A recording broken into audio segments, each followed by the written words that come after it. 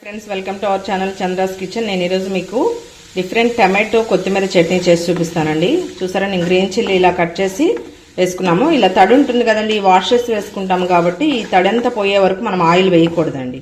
ఎందుకంటే ఈ తడి ఉన్నప్పుడు ఆయిల్ వేస్తే మొత్తం చిట్చిటాన ఆయిల్ మొత్తం బయటకు వచ్చేస్తుంది. సో ఇది చక్కగా మంచిగా డ్రై అయ్యే వరకు వెయిట్ చేసి దాని తర్వాత మాత్రమే ఆయిల్ వేసుకోవాలి. ఎప్పుడైనా గ్రీన్ చిల్లీ కట్ చేసుకోవాలండి. కట్ చేసుకోలేదంటే పేలి ఫేస్ మీద పడుతూ ఉంటుంది కాబట్టి మనం సేఫ్గా ఉండాలంటే ఇలా కట్ చేసి వేసుకుంటే మంచిగా వేగుతాయి, ఆ పేలడం అనేది ఉండదండి. చూసారా, చక్కగా డ్రై అయిపోయింది కదా. ఇంకొంచెం డ్రై అయిన తర్వాత మనం ఆయిల్ వేసేసుకుందాం. ఇతడంతా పోతుంది కదా. మనం ఎంత క్వాంటిటీ అయితే టమాటోస్ తీసుకుంటున్నామో అంతే క్వాంటిటీ కొత్తిమీర తీసుకుంటే చాలా బాగుంటుందండి టేస్ట్. ఇప్పుడు ఆయిల్ వేసుకుందాం. ఫస్ట్ గ్రీన్ చిల్లీ వేయించుకున్న తర్వాత అప్పుడు ధనియాలు జీలకర్ర వేద్దామండి. కొంచెం ఫ్రై అవుతుంది కదండి, ఇంకా కొంచెం కంప్లీట్గా ఫ్రై అయిన తర్వాత అప్పుడు జీరా ధనియాలు యాడ్ చేసేసుకుందాం. చూసారా, ఇలా వేగినాయి కదండి. ఇప్పుడు మనము ధనియాలు జీలకర్ర వేసుకున్నాము. చూడండి, నేను చట్నీలో ధనియాలు 1 కప్ అండి, అంటే చిన్న కప్పు ఈ క్వాంటిటీ చూడండి.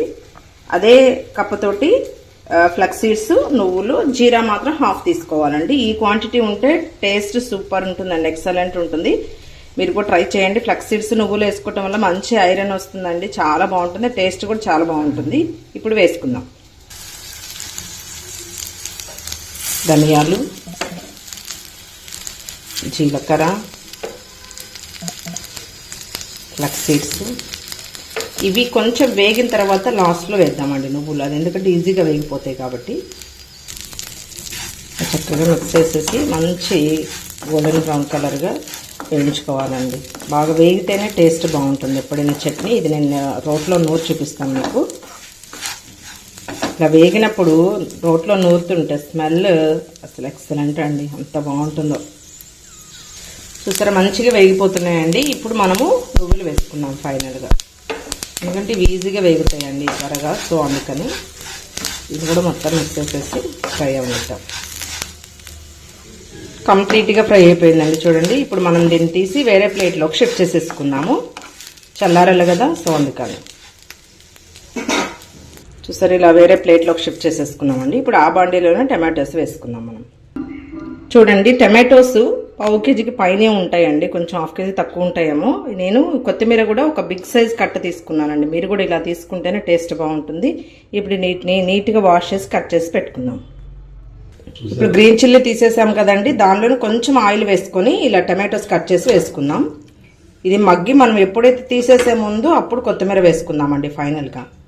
ఇప్పుడు మూత పెట్టేసేసుకుందాం. ఒకసారి మిక్స్ చేసి ఇలా మూత పెట్టేసేసుకుందామండి ఒక 1 మినిట్. మగ్గిపోతుందండి. మనం అప్పుడప్పుడు మూత తీసుకొని ఒకసారి ఇలా మిక్స్ చేసేసుకొని మూత పెట్టేసుకోవాలండి. ఇంకొంచెం మగ్గదిద్దాము, ఎందుకంటే మాడిపోయినట్టు అవుతుంది కాబట్టి.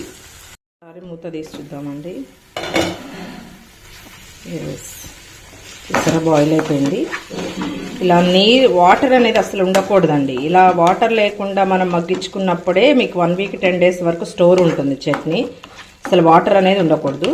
ఇప్పుడు దీనిలో మనము ఆల్రెడీ కట్ చేసి పెట్టుకున్నటువంటి కొత్తిమీర ఉంది కదండి, దాన్ని వేసుకుందాం. చెప్పాను కదా, నేను బిగ్ సైజ్ తీసుకున్నానండి. ఇది కూడా వేసుకొని చక్కగా 1 నిమిషం మనం మూత పెట్టేసామంటే మగ్గిపోతుందండి. ఇది కంప్లీట్గా ఫ్రై అవ్వాల్సిన అవసరం లేదు, ఎందుకంటే పచ్చిదైనా వేసుకొని మనం నూరుకోవచ్చు కాబట్టి.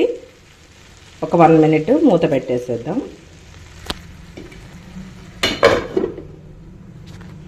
కంప్లీట్గా ఫ్రై అయిపోయింది కదండి. స్టవ్ ఆఫ్ చేసేసుకుందాము. స్టవ్ ఆఫ్ చేసి దీన్ని పక్కన పెట్టుకొని కొంచెం చల్లారే వరకు వెయిట్ చేద్దామండి. కదండి, దీనిలో టేస్ట్కి సరిపడే చింతపండు గుజ్జ యాడ్ చేసుకుందాం. ఇలా 1/2 టేబుల్ స్పూన్ వేస్తున్నానండి. ఇప్పుడు నూరేసేయండి.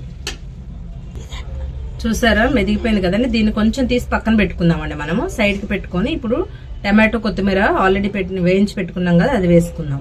చూసారా, మిగతాది ఇలా వేసేసుకుని టమాటో కొత్తిమీర నూరేసుకుందాం. ఇప్పుడు దీన్ని కూడా కొంచెం మెత్తగా నూరుకున్న తర్వాత పక్కన పెట్టుకున్నది కూడా యాడ్ చేసేసుకొని మొత్తం మిక్స్ చేసేసుకోవాలండి. పక్కన పెట్టుకుంది కూడా దీనిలో వేసేసుకుని మొత్తం మిక్స్ చేసి నూరుకుందామండి. రోట్లో నూరుకుంటే టేస్టే వేరే వస్తుంది కదా. చూడండి, చక్కగా మరీ పేస్ట్ లాగా అవ్వదండి. మనం మిక్సీలో వేసుకుంటే ఎలా అంటే గుజ్జుకి పేస్ట్ లాగా అయిపోతుంది. ఇలా చక్కగా బాగుంటుంది. ఇది కూడా ఎప్పుడైనా టైం కుదిరినప్పుడు మాత్రం ఖచ్చితంగా రోలు ఉంటే నూరుకోండి. వెల్లుల్లి వేసుకోవాలండి. ఇలా వెల్లుల్లి వేసుకొని దంచిన తర్వాత చట్నీ యాడ్ చేసుకున్నాం. ఎందుకంటే చట్నీతో పాటు వేస్తే మెదగదు. మొత్తం మిక్స్ అయ్యేలాగా ఇలా నూరుకొని మనం వేరే బౌల్లోకి షిఫ్ట్ చేసుకుందామండి. అయిపోయిందండి. ఇప్పుడు మనం దీనికి పోపు వేసుకుందాం. మన రెగ్యులర్ పోపు బండి పెట్టేసుకున్నానండి నేను. పోపు గింజలు వేసేసుకుందాం. వెల్లుల్లి రెప్పలు 2 వేసానండి. ఈ కర్రీ వేస్తే ఇది కొంచెం చుట్టుపడుతున్నా కానీ ఇప్పుడు మనము వింగు వేసుకోవాలండి. మనం ప్రతి చట్నీకి ఇది మోస్ట్ ఇంపార్టెంట్ నాకైతే. నెక్స్ట్ చిటికెడు పసుపు. ఇప్పుడు దీన్ని వేసేసేద్దాం చక్కగా. చూసారా మన పోపు రెడీ అండి. చట్నీలో వేసేసుకున్నాం. ఇప్పుడు చూసారా మన చట్నీ రెడీ అయిపోయింది కదండి. పోపు కూడా రెడీ అయిపోయింది. ఇప్పుడు మనం ఆల్రెడీ పోపుని చేసేసుకున్నాం కదా, దీంట్లో వేసేసుకున్నాం చక్కగా. చూసారా మన చట్నీ రెడీ అండి విత్ పోపు. చూసారా మీరు కూడా ఇలానే ట్రై చేయండి. టేస్ట్ సూపర్ ఉంటుందండి. ఇలా చేసినట్టయితే మీకు ఇది బయట పెట్టుకున్నా కూడా 4-5 డేస్ అదే ఫ్లేవర్తో ఉంటుంది. ఇంకెక్కువ రోజులు ఉన్నా కూడా ఏంటంటే టేస్ట్ చేంజ్ అవుతుంది. సో మీరు కూడా ఇలానే ట్రై చేయండి. Thank you friends. Thank you for watching my channel. Please like, share, subscribe.